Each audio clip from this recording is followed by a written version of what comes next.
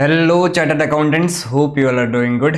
Last lecture तक हमने जो है वो इंसॉल्वेंसी का पूरा पार्ट कवर कर लिया था। आज हमें जो है वो आखिरी टॉपिक इस चैप्टर का पढ़ना है, जो है पीस मिल डिस्ट्रीब्यूशन। पीस, शांति वाला पीस नहीं, टुकड़े। पीस मतलब, तो ये जो डिस्ट्रीब्यूशन हम करेंगे वो टुकड़ों में करेंगे। सर क्या बोल रहे, कुछ समझ में नहीं आ रहा।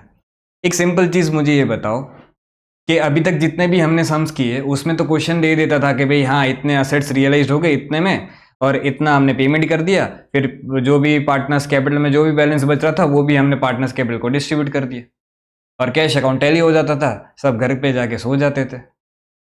बट रियल लाइफ में क्या एक ही दिन में, जिस दिन डिसोल्यूशन का सोचा उसी दिन सारी ही असेट बिक जाएगी, सारी ही लाइबिलिटीज पे हो जाएगी, सारे ही डेटर्स का पैसा आ जाएगा, सब रातों रात एक ही दिन में हो जाएगा क्या? नहीं ना, सीधी बात है। मशीन है, बिकने में टाइम लगेगा, स्टॉक है, बिकने में टाइम लगेगा, डेटर से 10 बार फोन घुमाएंगे तब जाके पैसा देंगे। तो ये सारी चीजों में टाइम लगता है, और टाइम लग रहा है तो पैसे जो है वो एक ही झटके में एक साथ सारे नहीं आ जा रहे।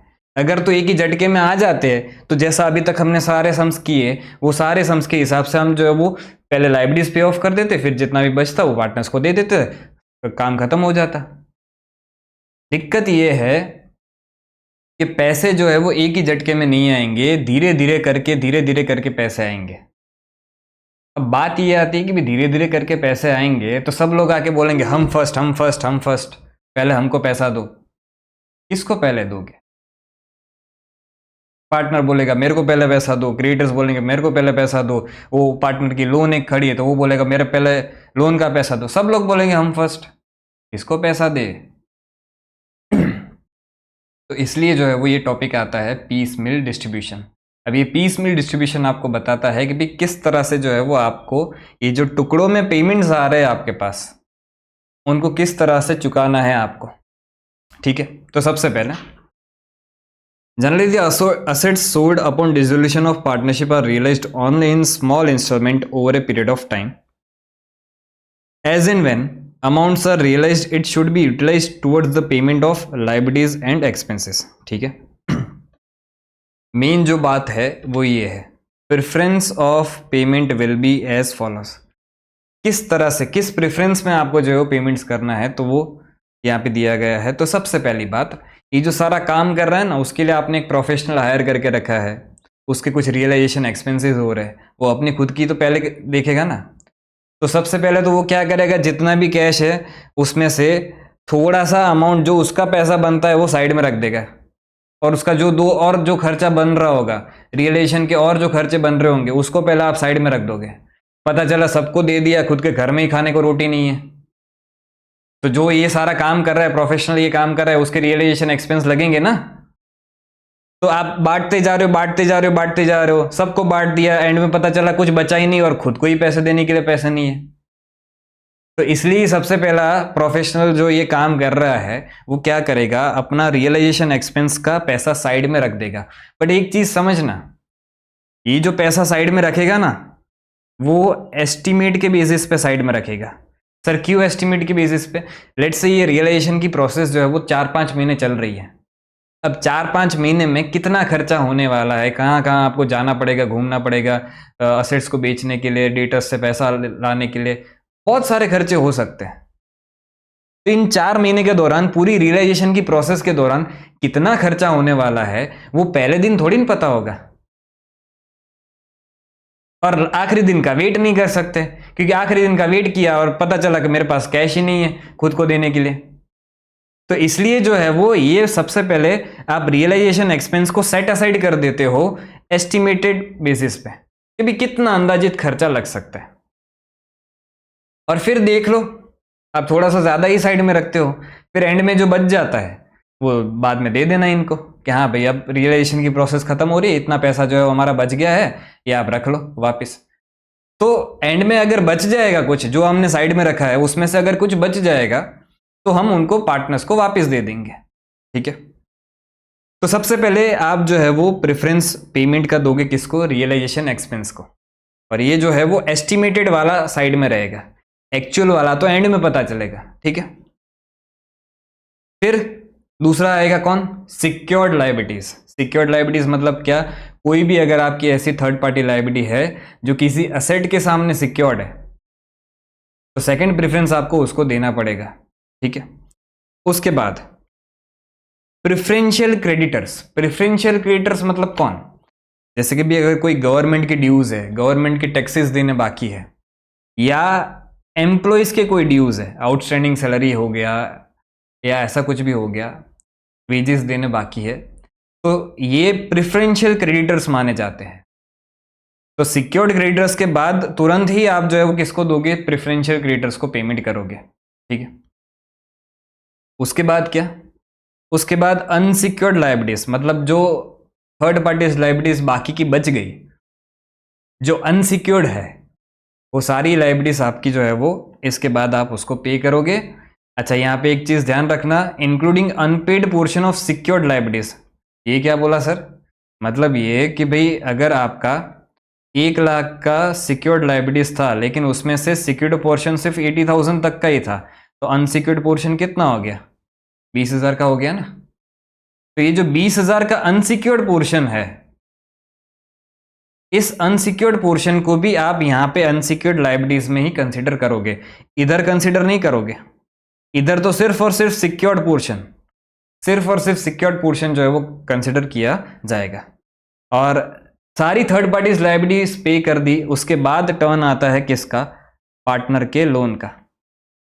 और यहाँ पे एक चीज पहले भी मैंने बताई थी, अभी भी वापस बता रहा हूं कि किसी पार्टनर के घर वाले का, लेट से पार्टनर के स्पाउस का, पार्टनर की बीवी का जो है वो लोन है पार्टनरशिप फॉर्म में, तो वो पार्टनर लोन नहीं माना जाएगा, वो थर्ड पार्टी लायबिलिटी ही मानी जाएगी, और उसको आप इसी के साथ जो है वो कंसिडर करोगे, ठीक है। फिर पार्टनर्स का लोन आएगा, पार्टनर का लोन चुका दो, उसके बाद पार्टनर्स का जो भी कैपिटल है उसको खत्म कर दो। उसके बाद भी अगर कुछ बच जाए तो पार्टनर्स अपने में खुशी खुशी जो है वो डिस्ट्रीब्यूट कर देंगे, किस में, प्रॉफिट शेयरिंग रेशियो में, ठीक है। तो क्या था प्रेफरेंस, सबसे पहले रियलाइजेशन एक्सपेंस को एस्टिमेट की बेसिस पे साइड में करो, उसके बाद सारी थर्ड पार्टीज लायबिलिटी, ये थर्ड पार्टी लायबिलिटीज को जो है वो सारी को पे करो। उसमें सबसे पहले सिक्योर्ड क्रेडिटर्स, फिर preferential creditors, government and employees के ड्यूज और अनसिक्योर्ड लायबिलिटीज। ये थर्ड पार्टीज लायबिलिटीज एक बार आप पे कर दोगे, उसके बाद टर्न आएगा पार्टनर के लोन का, उसके बाद टर्न आएगा पार्टनर के कैपिटल का, और अगर कुछ एक्सेस बच गया तो वो जाएगा प्रॉफिट शेयरिंग रेशियो में। अब एक सिंपल चीज समझना, अगर यहां पे क्रेडिटर्स जो है, इसको, इन क्रेडिटर्स को भी जो आप पेमेंट करोगे वो प्रोपोर्शनेट बेसिस पे ही करोगे, अल्टीमेटली लास्ट में जो है वो, ये जो मैंने समझाया था आपको इस तरह से कि लास्ट में कैश जो है वो 9,000 आया और क्रेडिटर्स भी है 10,000 के और 5,000 के बिल्स पेबल भी है, तो फिर किस तरह से पे करने का, तो इस तरह से प्रोपोर्शनेटली पे करते जाओगे। कल ही मैंने ये तो चीज़ समझा दी थी आपको, ठीक है। 2:1 का रेशियो है 10:5 का, तो इस 9,000 को 2:1 के रेशियो में डिस्ट्रीब्यूट करते जाओ। अच्छा, अब यहां तक तो सही था, यहां तक तो सही था कि realisation expense, third party liabilities and partners loan, इन सबको आपने पेमेंट कर दिया, सबको कर दिया, ठीक है।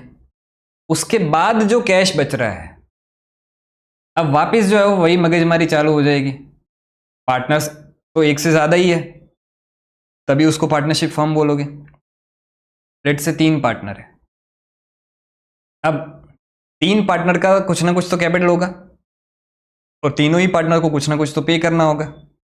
बात यह आती है कि फिर जब पार्टनर्स कैपिटल को पे करने की बारी आएगी, तो उसमें भी वो तीनों पार्टनर्स में से तीनों तीन बोलेंगे ना, हम फर्स्ट, हम फर्स्ट, हम फर्स्ट, तो तब किसको पे करोगे।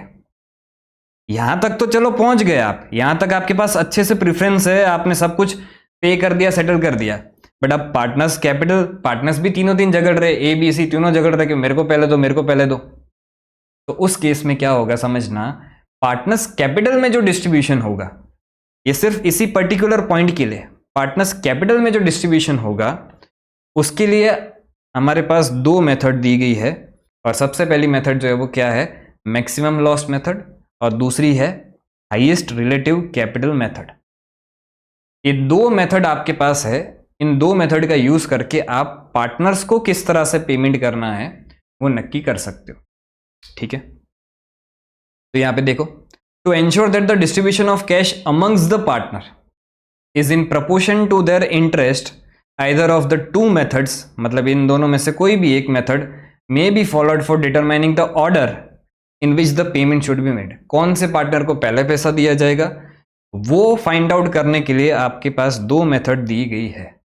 ठीक है, अब यहां पे अगर आप बुक में देखोगे तो मैंने दोनों मेथड बहुत ही अच्छे से स्टेप बाय स्टेप अच्छे से समझाया है कि ये स्टेप आपको करना है, तो उसका एग्जाम्पल क्या है, तो वो नीचे एग्जाम्पल भी दिया है ताकि आपको फिगर से पता चले, सिर्फ टेक्स्ट रीड नहीं कर पाओगे, टेक्स्ट रीड करके नहीं समझ पाओगे, तो एग्जाम्पल दिया है कि भाई ये स्टेप किया।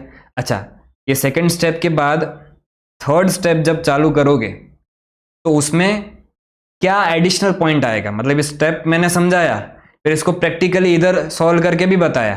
तो ये जो ग्रीन कलर किया हुआ है ना मैंने, ये ग्रीन कलर कोई पर्पस से किया है। ये ग्रीन कलर किस पर्पस से किया है कि ये ग्रीन पोर्शन वाला जो है ये ऊपर ही था, वही का वही यहां पे कंटिन्यू हो रहा है, और ये जो स्टेप मैंने डिस्कस किया उस स्टेप के रिलेटेड यहां पे जो चीजें ऐड हुई है वो इतनी चीजें ऐड हुई है। इस तरह से बुक में सेल्फ रीड करने के लिए मैंने सारे ही स्टेप्स अच्छे से समझाए हैं। यहाँ पे आप देखोगे तो इतना ग्रीन वाला पोर्शन ऊपर तक आ गया था। अब ये जो स्टेप डिस्कस किया उसमें एडिशनल पॉइंट क्या ऐड हुआ, तो इतना पॉइंट ऐड हुआ। ठीक है, तो अब बुक में तो आप रीड कर ही लोगे, आपके सेल्फ रीड के लिए है कि भाई आप रीड करके भी तुरंत जो है वो अच्छे से पूरा कंसेप्ट समझ जाओगे, बट मैं जो है वो आपको प्रैक्टिकली सम से समझाऊंगा तो ज़्यादा पता चलेगा आपको। तो सबसे पहले चलो एक काम करते हैं, हाईएस्ट रिलेटिव कैपिटल मेथड का हमारे पास एक ही सम है, इंस्टीट्यूट ने एक ही सम दिया है, तो पहले हाईएस्ट रिलेटिव कैपिटल मेथड को कंप्लीट कर देते हैं, फिर मैक्सिमम लॉस मेथड के 2-3 सम है हमारे पास, तो फिर उसको जो है वो कवर करेंगे। ठीक है, तो आ जाते हैं। अब इसके लिए क्वेश्चन नंबर हाईएस्ट रिलेटिव के लिए है 10 तक तो हमारा पिछले लेक्चर में हो गया था। 11 मैक्सिमम लॉस है, 12 भी मैक्सिमम लॉस है, 13 भी मैक्सिमम लॉस है, ये 3 मैक्सिमम लॉस के है, और 14 जो है वो हाईएस्ट रिलेटिव कैपिटल मेथड है। तो आ जाइए क्वेश्चन नंबर 14 पे। आ जाते क्वेश्चन नंबर 14 पे। A partnership firm was dissolved on 30 June 2022। 30 जून को फॉर्म डिसॉल्व हो गई। Its balance sheet on the date of dissolution was as follows. Capitals आपको दिए गए हैं तीनों के। लोन अकाउंट आपको दिया गया है बी का 10,000। क्रेडिटर्स आपको दिए गए हैं 30,000। अच्छा, ये बी का लोन है मतलब पार्टनर्स का लोन। फिर कैश दिया गया है कि भी कैश का बैलेंस आपके पास 10,800 है, और सन्ड्री असेट्स आपका जो है वो 1,89,200 है। ठीक है, the assets were realised in instalment and the payments were made on the proportionate capital basis. ठीक है, creditors were paid ₹29,000 in full settlement of their account. अच्छा, क्रेडिटर्स इधर थे 30,000 के, बट हमने पे कितना किया, 29,000 पे किया सिर्फ। Expense of realisation were estimated to be ₹5,400। Estimate के बेसिस पे जो है वो 5,400 है रियलाइजेशन के एक्सपेंसेस। तो पहले जब सेट असाइड करने वाले अपने रियलाइजेशन एक्सपेंसेस को, तब सेट असाइड कितना करेंगे, 5,400 ही सेट असाइड करेंगे, but actual amount spent was ₹4,000। अब ये तो जो है वो सबसे एंड में पता चलेगा कि भाई एक्चुअल अमाउंट आपका खर्चा जो हुआ है वो 4,000 हुआ है। तो जब एंड में आखिरी इंस्टॉलमेंट ले रहे होंगे तब इस आखिरी इंस्टॉलमेंट में, ये 80,000 वाले इंस्टॉलमेंट में, हमें ये जो डिफरेंस वाला फिगर है, डिफरेंस फिगर मतलब क्या, 5,400 माइनस 4,000, 1,400 का ये जो डिफरेंस है,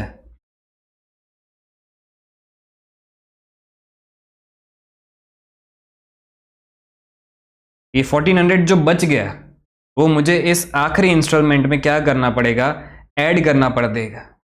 क्योंकि अब आखिरी इंस्टॉलमेंट के टाइम तो पता चल गया ना कि अब कैश कितना है, अब खर्चा कितना होने वाला है, क्योंकि आखिरी इंस्टॉलमेंट खत्म हो गया, उसके बाद और तो कोई खर्चा नहीं होने वाला है। तो आखिरी इंस्टॉलमेंट के टाइम मुझे पता चल गया कि एक्चुअल खर्चा जो सिर्फ है वो 4,000 का ही हुआ है। तो मेरे पास कितना बच गया, 1,400 बच गया। तो ये जब 80,000 वाला इंस्टॉलमेंट लिख रहा हूँ मैं, तब उसमें मैं 1,400 को जो है वो क्या कर दूंगा, ऐड कर दूंगा। अच्छा, जब स्टार्टिंग में माइनस करूंगा तब माइनस कितना करूंगा 5400, तो माइनस 5400 किया प्लस 1400 किया, तो नेट नेट माइनस कितना किया मैंने, नेट नेट 4000 ही माइनस किया, समझे, ठीक है। Which was realised as follows, तो this amount was paid on 15 September, मतलब इस डेट पे 4000। Draw up a statement showing distribution of cash which was realised as follows. तो इतने 3 इंस्टॉलमेंट आपके जो है रियलाइज हुए थे। फिर क्या बोला है, the partner shared profit and losses in the ratio of 2:2:1। तो पीएसआर आपको दिया गया है। Prepare a statement showing distribution of cash amongst the partner by highest relative capital method. अब एक सिंपल चीज समझना, जैसे मैंने यहां पे समझाया था कि ये highest relative capital method, maximum loss method, ये सब कुछ चेक करने की बात कब आती है, ये सब कुछ चेक करने के बाद जो है वो आती है कब, ये स्टेप में हम पहुंचते हैं तब।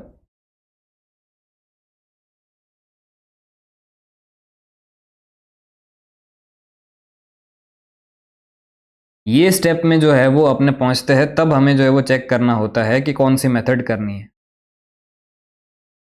यहां तक तो मेथड से हमें लेना देना ही नहीं था, मतलब क्या, ये प्रेफरेंस तो कोई भी मेथड हो आपकी, हाईएस्ट रिलेटिव हो, मैक्सिमम लॉस हो, यहां तक तो प्रेफरेंस सेम ही रहेगा। इनको पहले दे दो और उसके बाद जब पार्टनर्स कैपिटल की बारी आएगी तब हमें मेथड देखने की है, समझे, ठीक है,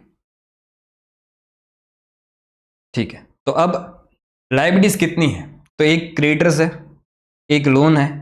अगर प्रेफरेंस देखने जाए तो सबसे पहला प्रेफरेंस इनमें से किसको देना चाहिए, तो सबसे पहला प्रेफरेंस जो है वो इसको है, फर्स्ट प्रेफरेंस।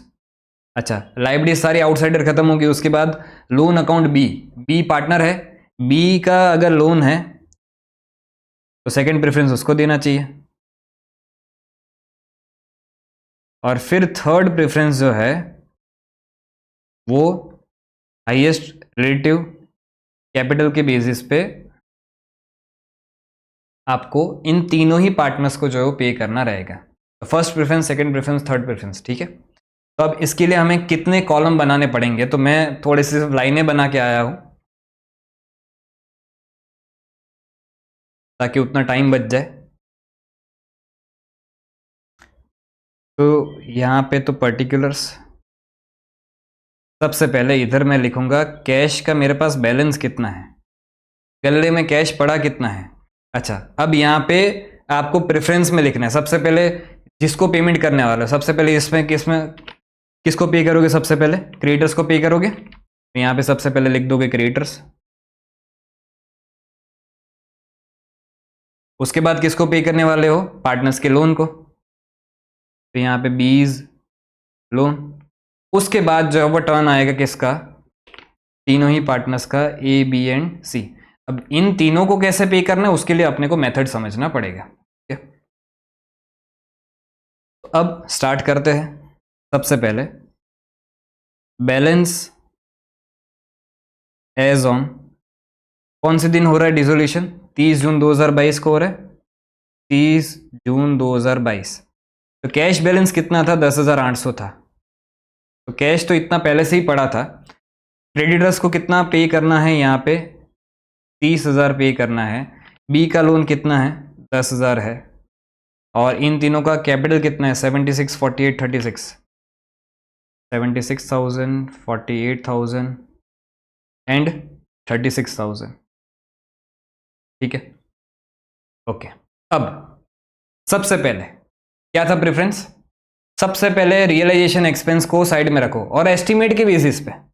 तो अभी हमारे पास कैश बैलेंस 10,800 का है, उसमें से मैं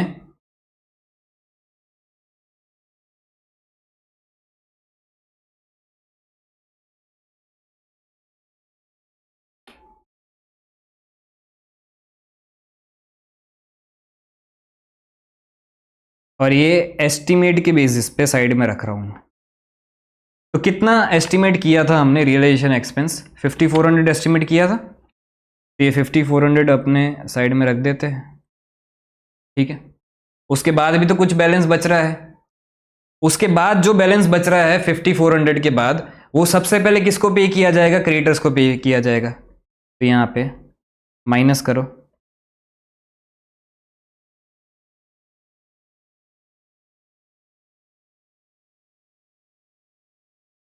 तो यहाँ पे 5400 जो है वो क्रिएटर्स को पे कर देंगे।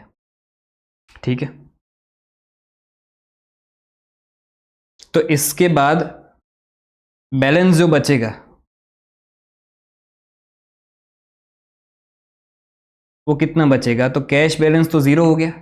ठीक है,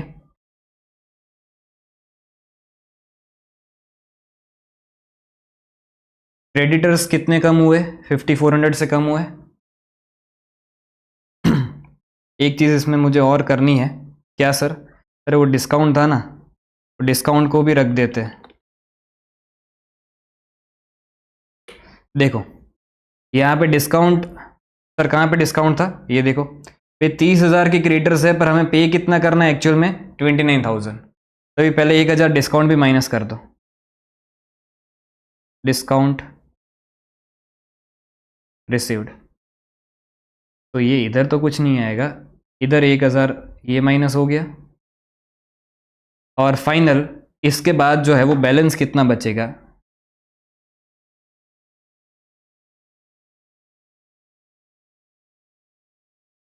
तो कैश बैलेंस तो जीरो हो गया ना। कैसे जीरो हो गया, 10,800 था, उसमें से 5,400 रियलाइजेशन एक्सपेंस साइड में रख दिए, और 5,400 जो है वो क्रिएटर्स को पे कर दिए। तो क्रिएटर्स को 5,400 पे किए, और क्रेडिटर्स ने जो है वो हमें कुछ डिस्काउंट भी दिया है। कितने का डिस्काउंट दिया है, 1,000 रुपये का, तो उसको भी माइनस तो करना पड़ेगा ना। क्या हो गया है आज, तो अब क्रेडिटर्स का फाइनल बैलेंस कितना बचा, तो 30,000 में से 5400 गया और 1,000 गया, तो 23,600 इसका बैलेंस बचा। ठीक है, और बी के लोन में कोई चेंज नहीं, एज इट इज उसका 10,000 का बैलेंस है, इनमें भी कोई चेंज नहीं।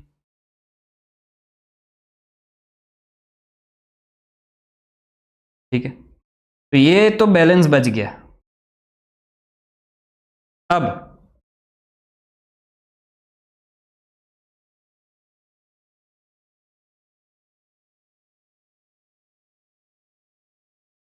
फर्स्ट इंस्टॉलमेंट आपको 5 जुलाई को मिल रहा है,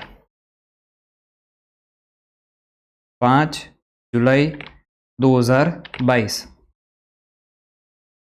फर्स्ट इंस्टॉलमेंट।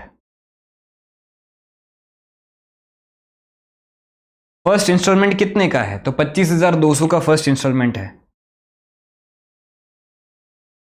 ये था ना, पैसा मिला 25,200, तो फर्स्ट इंस्टॉलमेंट 25,200 मिला। अब इसमें से किस किस को पहले पेमेंट करेंगे, तो क्रेडिटर्स कितने बच गए, 23,600 के बच गए। तो पहला तो जो है वो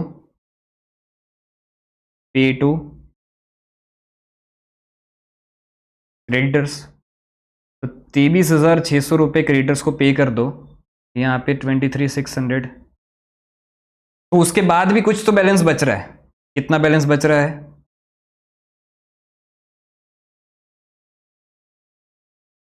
तो 25,200 माइनस 23,600, 1,600 रुपये का फिर भी बैलेंस बच रहा है। और ये जो 1,600 रुपये का बैलेंस बचेगा, अब टर्न किसका आएगा क्रेडिटर्स के बाद, इसका, बी के लोन का, तो उसको भी पे कर दो।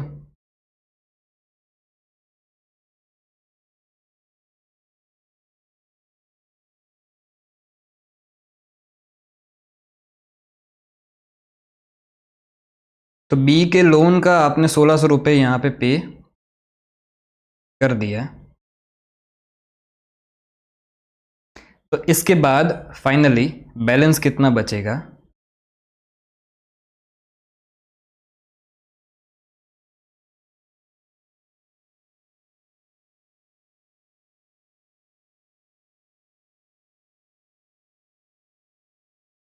देखो कैश तो जीरो हो गया, क्रेडिटर्स भी जीरो हो गया। कैसे जीरो सर, पे 23,600 बैलेंस था, 23,600 पे कर दिया, तो बैलेंस क्या बचा, जीरो। अच्छा, इसका कुछ बैलेंस बचा है, तो 10,000 में से 1600 माइनस करोगे तो इसका बैलेंस कितना बच गया, 8,400। और इनमें तो कोई चेंज नहीं।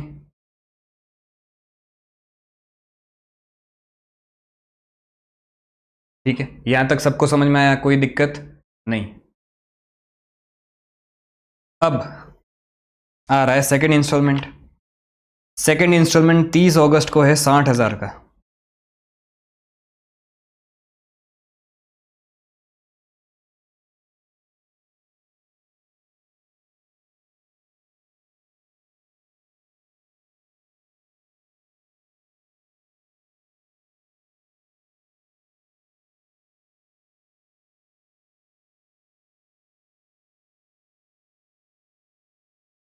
$60,000 का सेकंड इंस्टॉलमेंट है। अब सबसे पहले तो किसको पे करेंगे, पता ही है आपको, बी के लोन का टर्न है।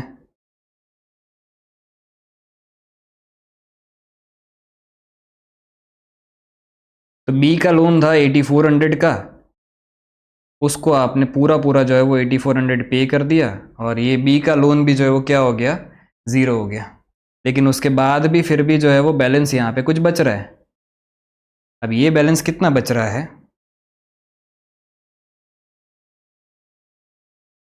तो 60,000 माइनस 8400, ये बैलेंस बच रहा है 51,600।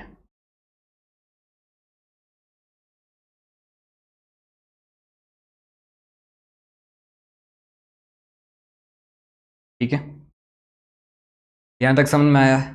अब जो है वो बारी आती है पार्टनर्स की।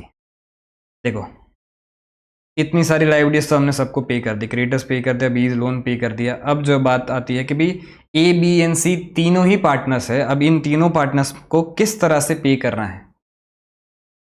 तो उसके लिए अब मुझे एक और वर्किंग नोट बनानी पड़ेगी,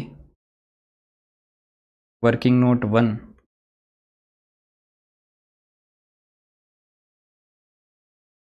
जिसमें मैं निकालूंगा हाईएस्ट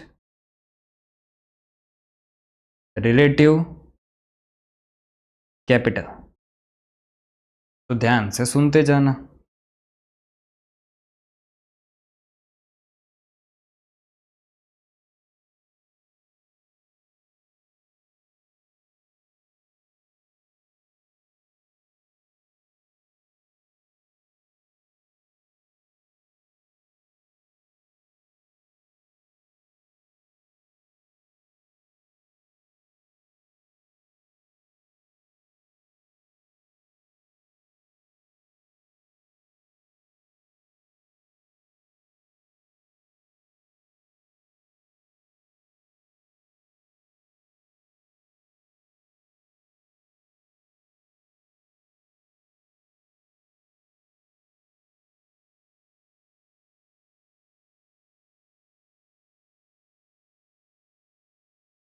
फिर एक और कॉलम बना देता हूँ।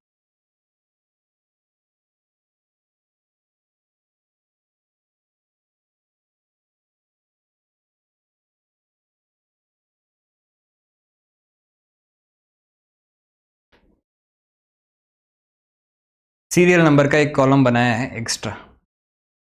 अब सबसे पहले प्रेजेंट कैपिटल्स कितने हैं इनके,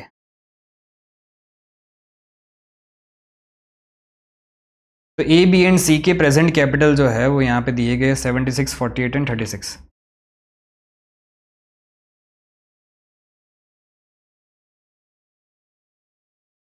ये इनका प्रेजेंट कैपिटल है। इनका अभी प्रॉफिट शेयरिंग रेशियो कितना है, सर क्यों प्रॉफिट शेयरिंग रेशियो, अरे रुको तो सही बेटा, अभी सब समझ में आ जाएगा। प्रॉफिट शेयरिंग रेशियो कितना है इनका, 2:2:1। ठीक है, अब मुझे यहां पे जो है वो क्या निकालना है कि इनका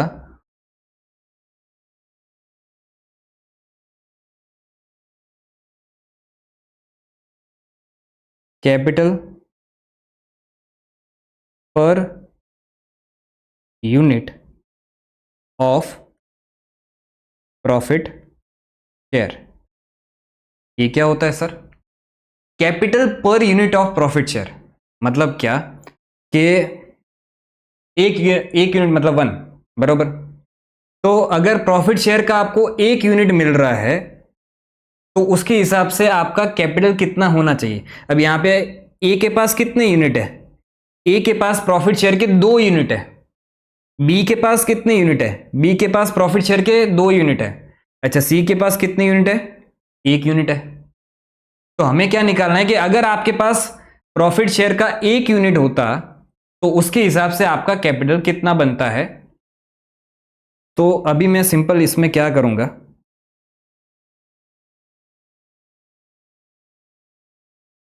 1 को जो है वो डिवाइड कर दूंगा किससे? 2 से। ये जो है वो आपका डिवाइड हो जाएगा 2 से। तो ये कितना बनता है? 76,000। मतलब ये आपका डिवाइड हो जाएगा, ये आपका डिवाइड हो जाएगा इससे, इन दोनों को सिर्फ नहीं, ये 1 में जो भी अमाउंट है वो डिवाइड हो जाएगी 2 से। ठीक है, तो 76,000 डिवाइड बाय 2, तो ये आ गया कितना? 38,000।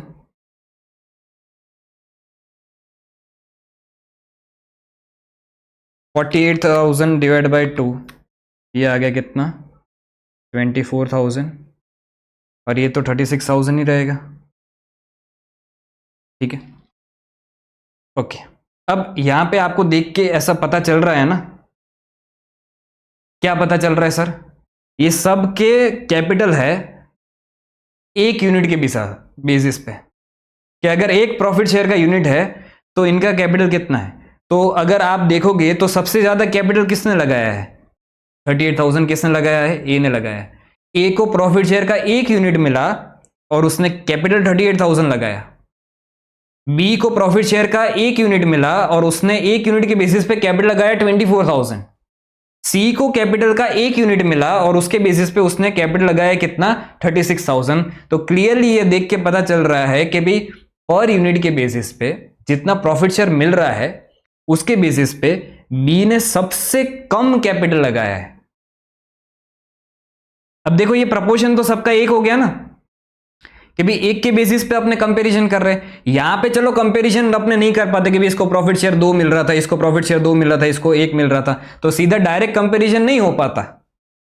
लेकिन अगर मैं पर यूनिट के हिसाब से फाइंड आउट कर लूं तो पर यूनिट के हिसाब से सबके मैंने कैपिटल फाइंड आउट कर लिया। तो ये 76,000 डिवाइड बाय 2, 48,000 डिवाइड बाय 2, 36,000, तो 1। तो पर यूनिट के बेसिस पे मुझे तीनों का कैपिटल मिल गया और उससे मुझे ये क्लियरली पता चल रहा है कि बी ने सबसे कम कैपिटल लगाया है। ठीक है, मतलब इन दोनों ने ज्यादा लगाया है। तो सर कितना ज्यादा लगाया है? सीधा ये माइनस नहीं कर सकते। अब कितना ज्यादा लगाया है वो कैसे कैलकुलेट करेंगे समझना। तो यहां पे 4th पॉइंट,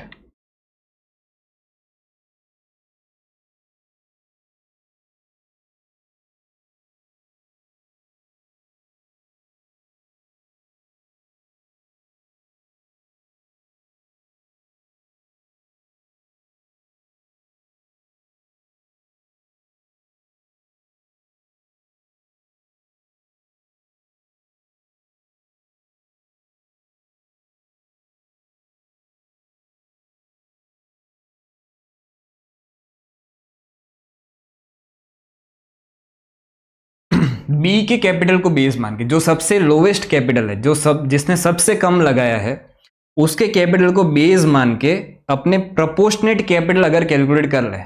प्रोपोर्शनेट कैपिटल मतलब क्या कि बी ने 1 यूनिट के हिसाब से 24,000 लगाया है, तो ए को भी 1 यूनिट के हिसाब से, मतलब देखो बी ने 1 यूनिट के हिसाब से 24,000 लगाया, तो इस बेसिस पे ए का कैपिटल कितना बनना चाहिए। अब ए के पास कितने यूनिट है? 2 यूनिट है। तो मैं क्या करूंगा यहां पे,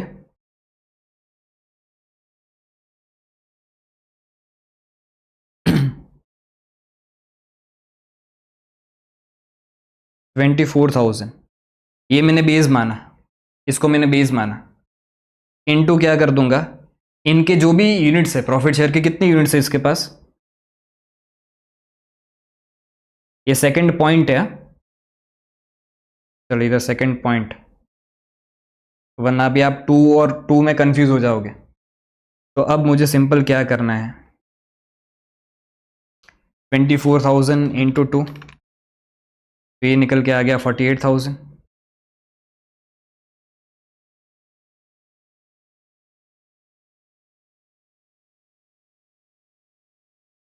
भाई इसका 48,000 और 24,000 इंटू 1 कितना होता है 24,000।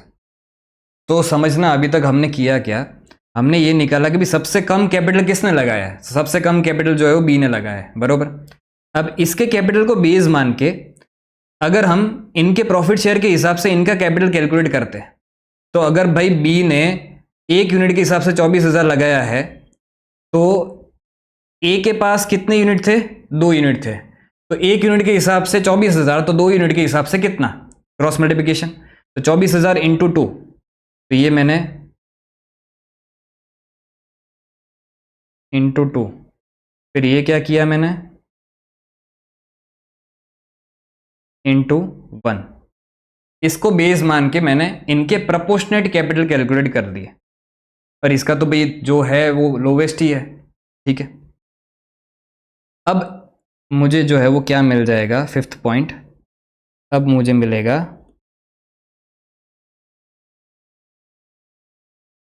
एक्सेस कैपिटल, कि भी इन दोनों ने ज़्यादा लगाया है तो कितना ज़्यादा लगाया है।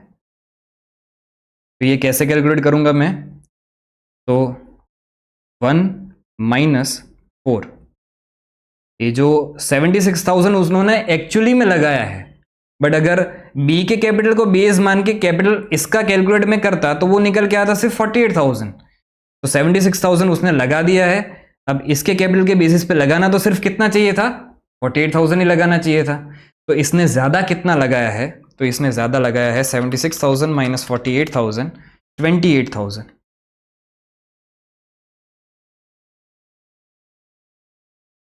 भाई इसने तो कुछ ज़्यादा नहीं लगाया ना, इसी को ही तो हमने बेस माना है, और इसने कितना ज़्यादा लगाया 36,000 माइनस 24,000,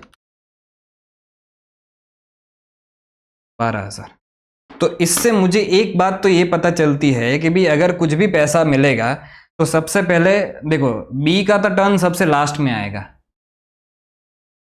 क्यों सर, मतलब इन दोनों ने ज़्यादा पैसा लगाया है प्रॉफिट शेयर के बेसिस के हिसाब से, तो सबसे पहला पेमेंट इन दोनों को करना पड़ेगा ना। बट फिर बात वही जाके अटक जाती है कि भी ए भी बोलेगा कि मेरे को पहले दो, बी भी बोलेगा मेरे को भी पहले दो, वापिस ये दोनों झगड़ने लग गए। बी को तो सॉरी सी बोलेगा मेरे को पहले दो, बी को तो साइड में ही रख दो, बी तो जो है वो सबसे आखिरी में। अब बात आती है ए एंड सी की, ए एंड सी अंदर अंदर झगड़ रहे कि भाई मेरे को पहले दो, मेरे को पहले दो, तो आप बोलोगे रुको रुको, अब यही प्रोसेस हम दोहराएंगे और देख लेंगे कि ए और सी में से एक्सेस का भी एक्सेस किसने ज्यादा दिया है। क्या बोल रहे हो सर, मतलब क्या, भाई इन दोनों का एक्सेस कैपिटल कितना आ गया 28,000 एंड 12,000। अब इन दोनों में से भी जो है वो सबसे ज्यादा किसने दिया है वो हम कंपेयर करेंगे, ठीक है। तो अब वही प्रोसेस हम दोहराएंगे, वापिस मैं यहां पे प्रॉफिट शेयरिंग रेशियो लिखूंगा, प्रॉफिट शेयरिंग रेशियो। अब इन दोनों के बीच का प्रॉफिट शेयरिंग रेशियो क्या है, 2 है और 1 है। तो अब इसके बाद वाला पॉइंट क्या होगा,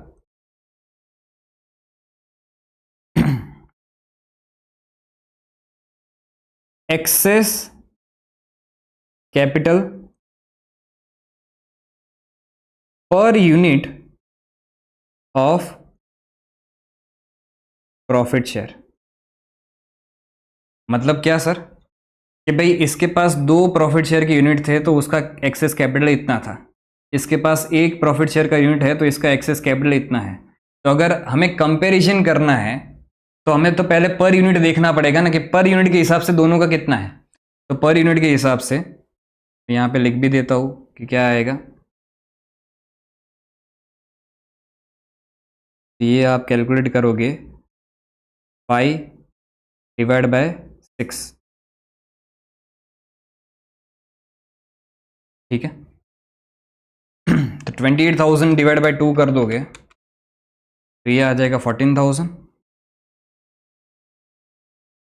इधर तो है ही नहीं कुछ, और ये आ जाएगा कितना, 12,000।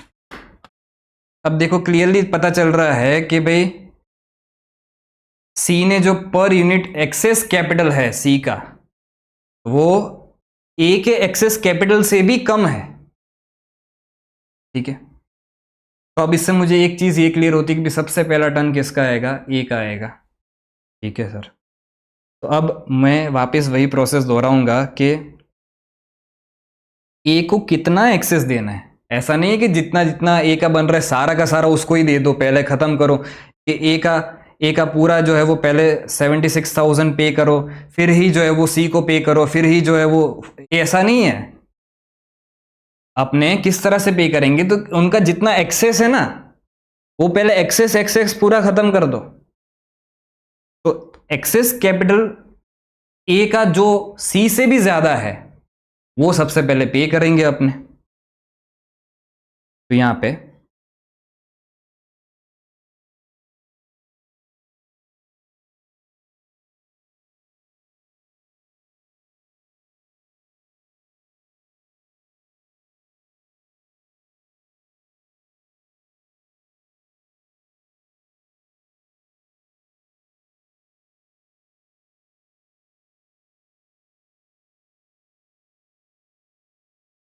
proportionate excess capital taking C's excess capital as base। C का बेस क्यों लिया, क्योंकि इन दोनों में से कम जो होता है, जो सबसे लोवेस्ट होता है, उसको हम बेस मान लेते हैं। बी का जो है वो बेस कितना है, 12,000।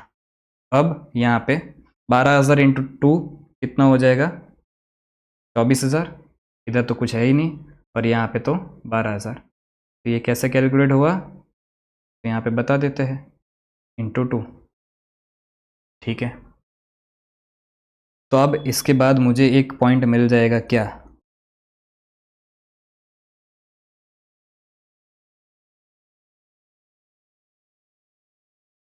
Access capital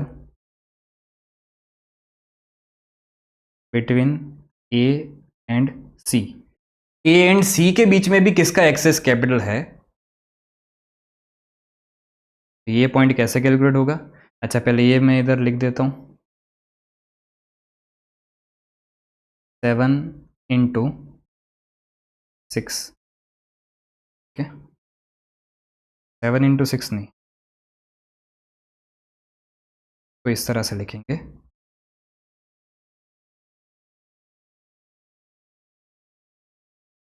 12,000 to 6th point.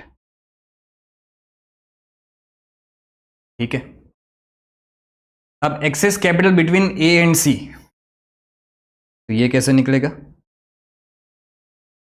तो ये वाला जो पॉइंट था इसमें से ये माइनस करेंगे, 28,000 मतलब 5th वाला पॉइंट माइनस 8th वाला पॉइंट, तो इधर निकल के आएगा कितना, 4,000। इधर 0, इधर भी 0। तो अब अगर मैं आपको सीक्वेंस बताऊं तो समझना,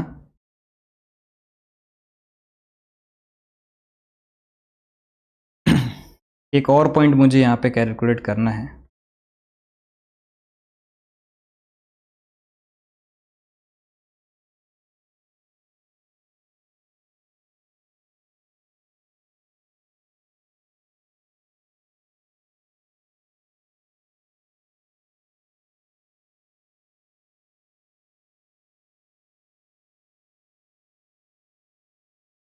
फाइव माइनस 9, तो ये आ जाएगा 5 - 9 28,000 माइनस 4,000। सर ये क्यों कैलकुलेट किया, थोड़ी सी देर में बताता हूँ, रुको।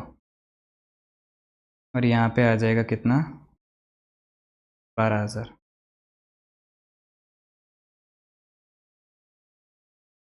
अब ध्यान से सुनना,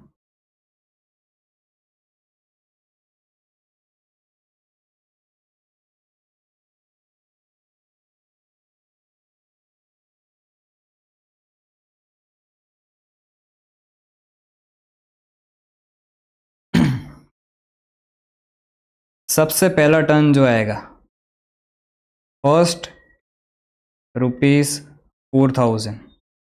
भाई हमने क्या देखा, हमने ये देखा, वापस एक बार चलो यहाँ पे स्टार्टिंग से समझा।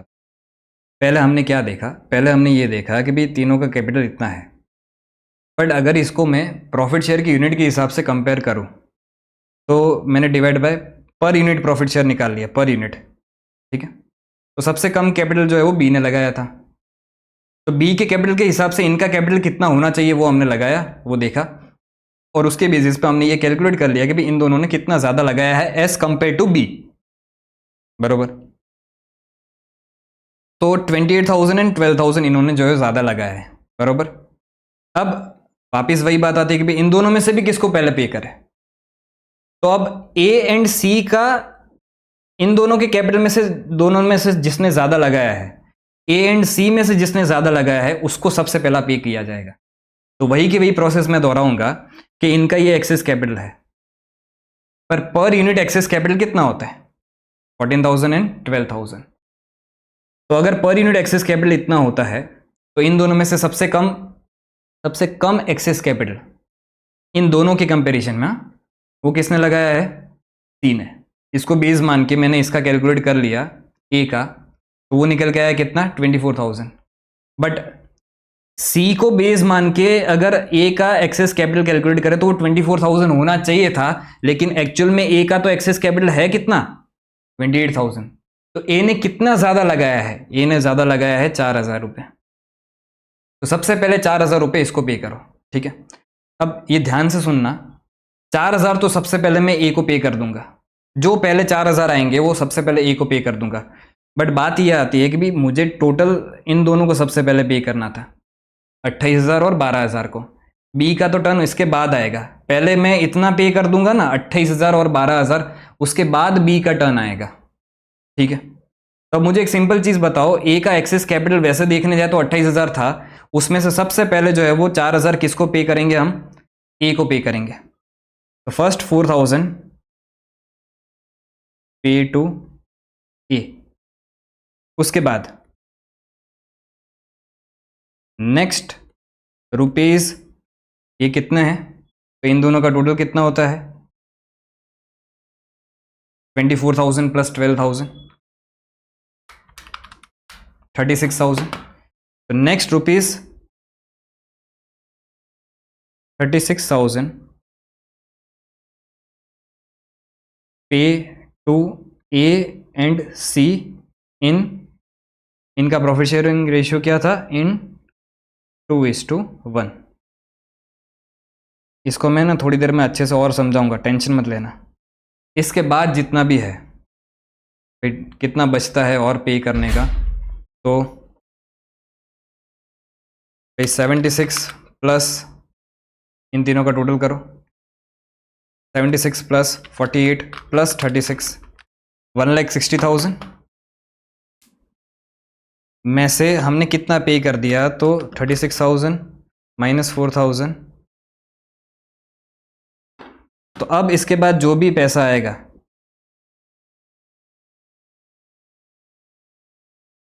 इसके बाद जो भी पैसा आएगा ओवर ₹40,000, जितना भी पैसा आएगा पे टू ए बी एंड सी इन 2:1। अब ये समझना ध्यान से, देखो अभी सिंपल ऐसे ही यहाँ पे रफ वर्किंग बताता हूँ तो आपको अच्छे से समझ में आएगा। ए बी सी, ठीक है, एक इन तीनों का कैपिटल कितना था 76, 48 एंड 36।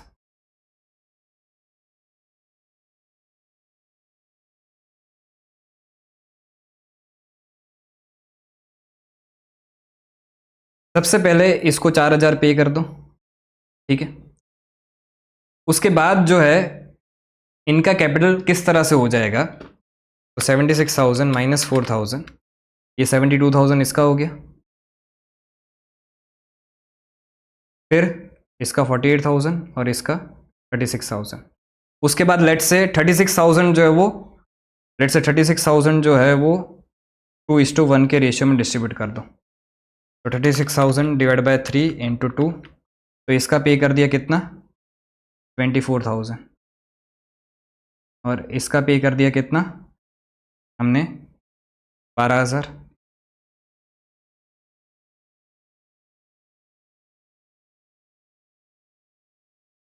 अब इनका कैपिटल जो बचेगा वो कितना बचेगा, तो 72,000 माइनस 24,000, 48,000 बच गया। इसका बच गया कितना 48,000 और इसका बच गया कितना 24,000। अब ये चीज़ जो मैंने लिखी ना वो आपको अच्छे से समझ में आ जाएगी। क्या लिखा है मैंने, ये देखो, ए एंड सी का टोटल एक्सेस कितना था, ए एंड सी का टोटल एक्सेस था 28,000 एंड 12,000। तो सबसे पहले तो जो भी पैसा आएगा वो इनको पे किया जाएगा, बरोबर। लेकिन अब बात आती है कि भी ए एंड सी में से भी सबसे पहले किसको पे करना है, तो ए एंड सी में से भी सबसे पहले 4,000 जो है वो ए को पे कर दो। अब फिर उसके बाद अगर आप देखोगे तो इनका जो कैपिटल है ना 72,000 और इसका 36,000 वो 2:1 के रेशियो में हो जाएगा। इसका अगर आप रेशियो निकालो तो 2:1 ही बनता है, ठीक है। तो 4,000 पे कर दिया, भाई टोटल एक्सेस कितना पे करना था 28 एंड 12, इस 28 में से 4,000 आपने पे कर दिया, तो बैलेंस एक्सेस कैपिटल कितना बचा, बैलेंस एक्सेस कैपिटल बचा 24,000 और इसका बैलेंस एक्सेस कैपिटल कितना बचा 12,000। तो ये 4,000 पे करने के बाद इनका बैलेंस एक्सेस कैपिटल इतना बच गया। ये कैसे निकाला, तो इसी में से हमने जो है वो 28-12 में से ये 4,000 को माइनस कर दिया, इधर तो कुछ पे ही नहीं किया था। तो अब जो है इस 24 को एंड 12 को पे करो, ठीक है। अब ये मैंने नेक्स्ट 36,000 इंटू 2:1 में इस तरह से क्यों लिखा, मतलब ये कि भाई जरूरी थोड़ी नहीं कि 36,000 एक साथ ही आ जाएंगे।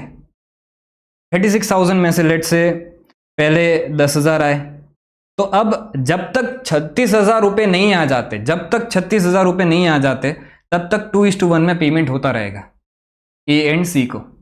10,000 आए 2:1 में बांट दो, 12,000 आए 2:1 के बांट दो।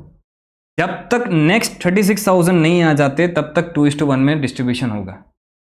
और फिर जैसे ही ये 40,000 का पेमेंट हो जाएगा ओवर 40,000, ये 40,000 कैसे आया, इन दोनों का हमने टोटल किया, ओवर 40,000 मतलब टोटल एक्सेस कैपिटल कितना था, इसका टोटल करो, टोटल एक्सेस कैपिटल था 40,000 का, इस 40,000 एक्सेस कैपिटल का पेमेंट हो गया। फिर उसके बाद जितना भी पैसा आएगा वो सब कुछ जो है वो 2:1 के रेशियो में डिस्ट्रीब्यूट कर दिया जाएगा। और अगर आप यहाँ पे देखोगे तो 76 में से 4 गया, तो अब जो है वो इनके बीच में जो रेशियो रहा वो 2:1 का रहा। फिर इनका एक्सेस बैलेंस एक्सेस कैपिटल भी पे करने के बाद इनके बीच में जो रेशियो रहा वो क्या रहा, 2:1 का ही रेशियो तो रहा ना, समझे, ठीक है। अब यहाँ पे चलते हैं, हमारे पास बैलेंस बचा कितना था, भूल तो नहीं गए, क्या कर रहे थे हम ये कर रहे थे कि भाई ये 51,600 जो बचा है वो पार्टनर्स को किस तरह से दिया जाएगा। तो अब सबसे पहला पे टू ए को कितना पे करना है 4,000, तो सबसे पहले 4,000 ए को पे किया। उसके बाद भी बचेगा 51,600 में से 4,000 गया, फिर भी 36,000 तो है, पे 36,000 टू ए एंड सी, इसमें 2:1 में माइनस 36,000, यही आया था वही 24,000 एंड सी का कितना 12,000, ठीक है। फिर पे रिमेनिंग इन 2:1, तो कितना बच गया, इसको रुको नीचे ले लेते हैं। तो इनका एक्सेस कैपिटल ख़त्म करने के बाद हमारा बच कितना गया ये क्या हुआ?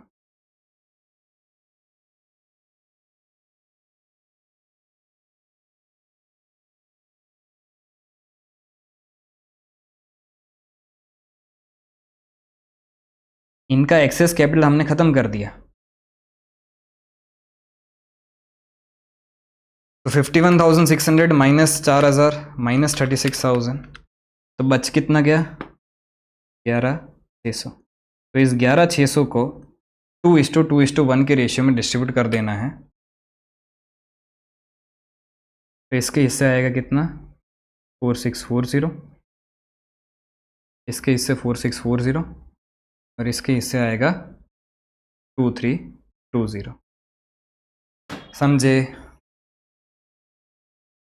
तो इतना करने के बाद बैलेंस कितना बचता है? तो जो मैंने बोला था ना, नीचे भी बार बार एक ही चीज़, पहले 4,000 इसको पे कर दिया और फिर 24,000 एंड 12,000 इसको पे कर दिया। तो टोटल इसका एक्सेस कैपिटल कितना था? 28,000 था। इसका एक्सेस कैपिटल कितना था? 12,000 था। तो पहले एक्सेस कैपिटल का पेमेंट हुआ, उसके बाद जितना भी पैसा आता रहेगा वो सब कुछ जो है वो डिस्ट्रीब्यूट होता जाएगा 2:2:1 के रेशियो में। ठीक है, अब यहाँ पे बैलेंस कितना बच गया?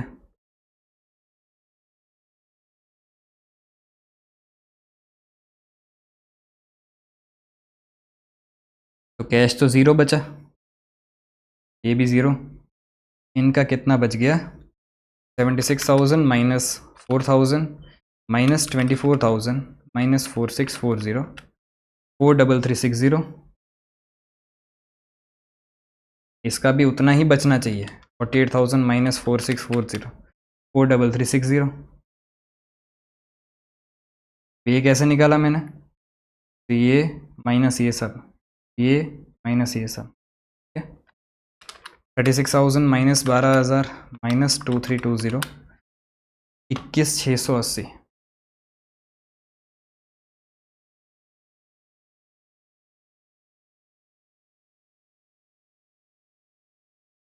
और इसके बाद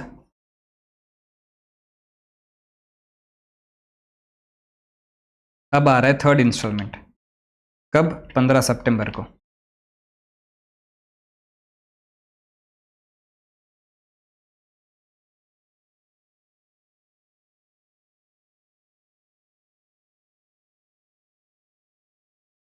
तो थर्ड इंस्टॉलमेंट कितने का है? 80,000 का है। लेकिन एक चीज़ भूलना मत। क्या सर? भूलना नहीं, प्लस करेंगे सेविंग्स इन रियलाइजेशन एक्सपेंस। कितना है ये? 1400 है। तो फाइनल अवेलेबल कैश हमारे पास कितना हो जाएगा? फाइनल अवेलेबल कैश हमारे पास हो जाएगा 81,400। अब इस 81,400 को जो है वो डिस्ट्रीब्यूट कर देंगे तीनों के प्रॉफिट शेयरिंग रेशियो में।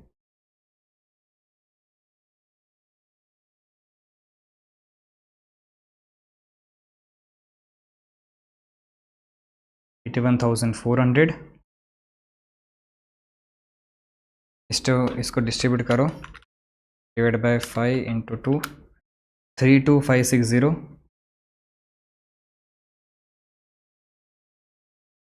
32561 के हिसाब से 16,280।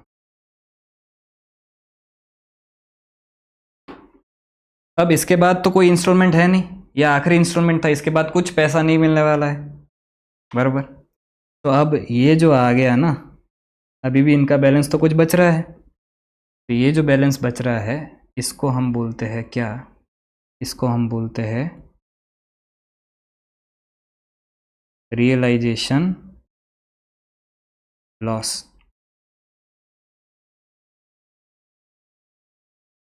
तो कितना हो जाएगा रियलाइजेशन लॉस?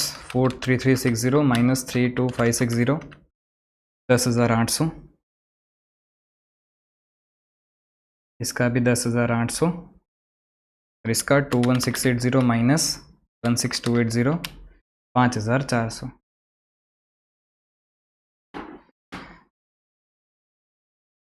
अब ये जो रियलाइजेशन लॉस है, सर ये रियलाइजेशन लॉस क्यों बोला इसको? 5 ही मिनट में आपको एक वेरिफिकेशन करके बहुत ही अच्छा सा कंसेप्ट जो है वो क्लियर करवा दूंगा।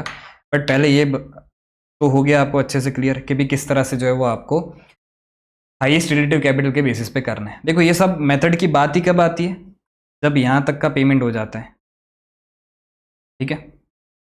तो ये आई थिंक मैंने बहुत डिटेल में ऑलरेडी अच्छे से समझा ही दिया है। अब एक फाइनल पार्ट मेरे को आपको समझाना है। क्या सर? समझा दीजिए फाइनल पार्ट, कि वो जो रियलाइजेशन लॉस हमने लिखा ना, वो हमने क्यों लिखा।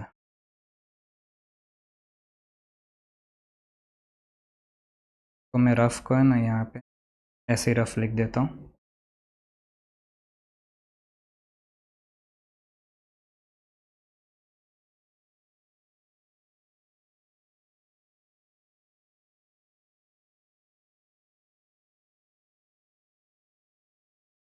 अब क्या समझाना है सर?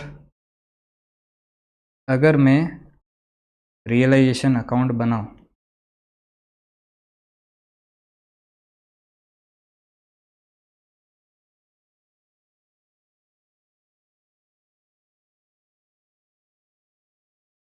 ये वेरिफिकेशन पर्पस के लिए है, आपको डीप अंडरस्टैंडिंग देने के लिए।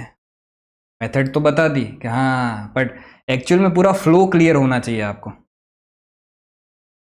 ठीक है सर, करवा दीजिए फ्लो क्लियर। देखो अब यहाँ पे क्वेश्चन पे वापस आओ। अगर मैं आपसे नेट एसेट्स पूछूं, नेट एसेट्स मतलब क्या? ये माइनस ये आउटसाइडर लायबिलिटीज, उसको हम नेट एसेट्स बोलते हैं।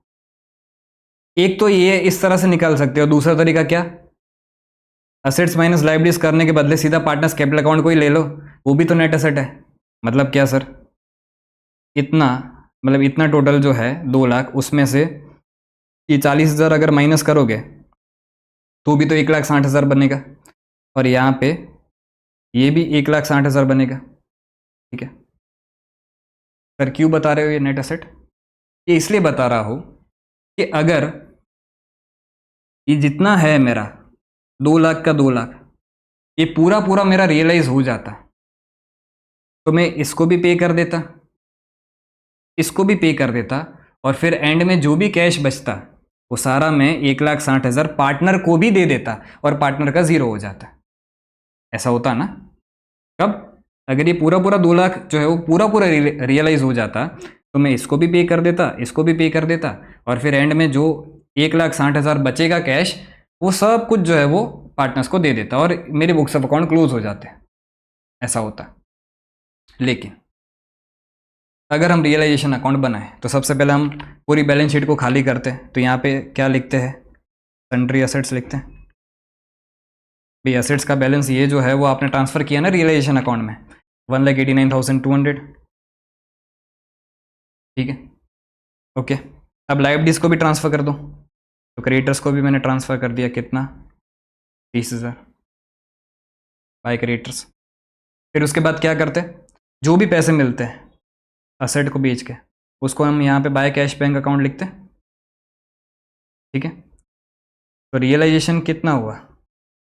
रियलाइजेशन टोटल हुआ आपका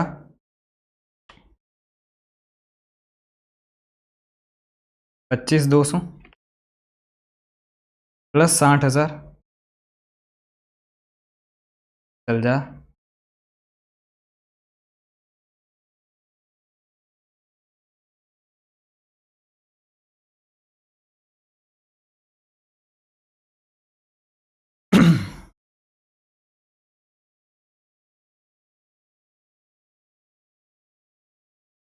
प्लस 60,000 प्लस 80,000, इतना रियलाइजेशन हुआ।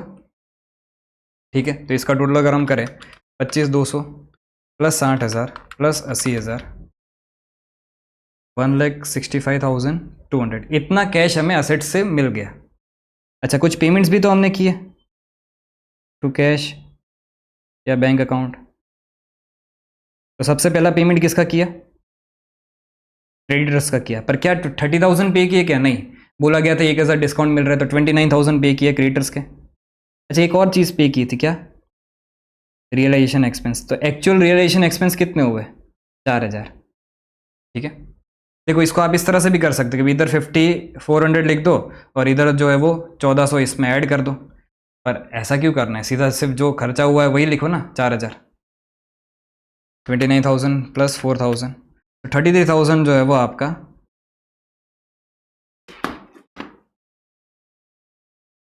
पेमेंट हुआ। तो इसके बाद आपका बैलेंसिंग फिगर इस साइड आ रहा होगा कुछ,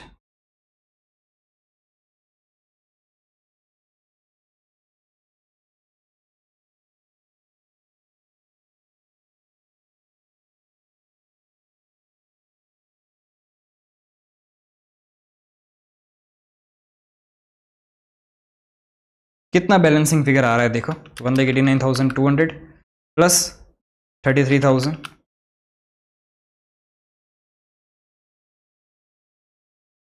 माइनस 165,200 माइनस 30,000, 27,000। और इस साइड बैलेंसिंग फिगर जो आ रहा है इसको आप क्या बोलते थे, रियलाइजेशन लॉस। और ये जाता है ए बी सी में इस तरह से, तो इसमें जाता 10,800, इसमें जाता 10,800 और इसमें जाता 5,400। समझे? इसका मतलब क्या कि हमारे पास जितनी एसेट थी उसमें से जो रियलाइजेशन हुआ वो 27,000 रुपये कम हुआ, नेट एसेट्स में से जो रियलाइजेशन हुआ वो 27,000 रुपये कम हुआ। तो ये 27,000 जो कम पैसा मिला वो अपने कहाँ पे जाते थे, कहाँ पे जाने देते थे, पार्टनर्स कैपिटल अकाउंट में जाने देते थे भाई, पार्टनर्स कैपिटल अकाउंट अपने बनाते थे और यहाँ पे लिख देते थे 10,800 10,800 एंड 5,400, इसी तरह से लिखते थे ना। तो इससे हम क्या करते थे, पार्टनर्स का उतना कैपिटल ही कम कर देते थे, क्योंकि उतना तो हम उसको कैश दे ही नहीं पाएंगे। और फिर जो बैलेंसिंग फिगर बचता था वो बैलेंसिंग फिगर हम पार्टनर्स को पे कर देते थे। याद करो, पूरी प्रोसीजर याद करो। हम क्या करते थे, रियलाइजेशन अकाउंट क्लोज कर देते थे, सारी लाइबिलिटीज वाइबिलिटीज सब कुछ पे हो गया, फिर पार्टनर्स अकाउंट को क्लोज करके जो बैलेंसिंग फिगर बचता था वो हम उसको पे करते थे कैश में। तो ये जो रियलाइजेशन लॉस आपने यहाँ पे डाला, इतना जो है वो पार्टनर्स का कैपिटल आपने कम किया। बट सर ये रियलाइजेशन लॉस आप हमें क्यों समझा रहे हो? मैं इसलिए समझा रहा हूँ क्योंकि यहाँ पे आपका जो है सारा कैश डिस्ट्रीब्यूशन करने के बाद, सब कुछ कैश आपने दे दिया, उसके बाद जो फाइनल एक फिगर बच रहा है वो क्या बच रहा है, रियलाइजेशन लॉस। और यही तो फिगर आया था इधर, देख लो 10,800 10,800 5,400। समझे? यही आप जो है वो पार्टनर्स को पे ही नहीं कर पाए क्योंकि आपको कैश ही नहीं मिला। जैसे मैंने बोला था कि अगर तो जितना हमारा नेट एसेट्स है पूरा कैश मिल जाता तो फिर पूरे 1,60,000 पे कर देते, बट रियलाइजेशन में कम पैसा मिला। कितना कम पैसा मिला? 27,000 कम पैसा मिला। तो जितना मिल गया उतना पार्टनर्स को दे दिया और जितना नहीं मिल पाया वही हमारा रियलाइजेशन का लॉस है बेटा। समझे?